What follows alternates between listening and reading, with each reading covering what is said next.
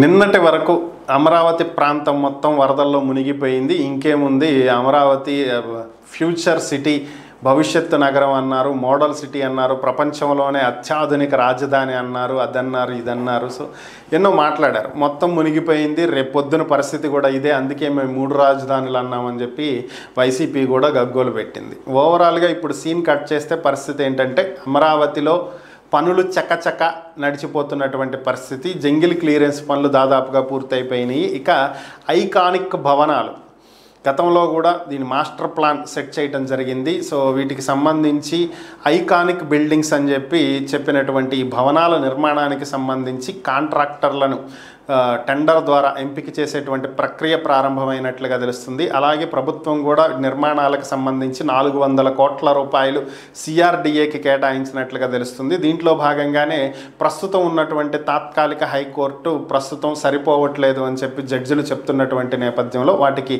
అనుబంధంగా మరికొంత నిర్మాణాలు ఎక్స్టెండ్ చేయడం కోసం కూడా 13 కోట్ల రూపాయలని కేటాయించడం జరిగిందంట. ఓవరాల్గా అమరావతిలో నిర్మాణాలు చకచక జరిగిపోతున్నాయి. ఇన్నాళ్ళు బాబు గ్రాఫిక్స్ చూపించాడు తప్ప వాస్తవాలు లేవని మాట్లాడినటువంటి వాళ్ళకి ఈరోజు దాన్ని నిజం చేసి చూపించి మరొకసారి ఇలాంటివి మాటలు, విమర్శలు రాకుండా చూడాలనేది ప్రభుత్వ ధ్యేయంగా కనిపిస్తున్నట్లుగా అనిపిస్తుంది.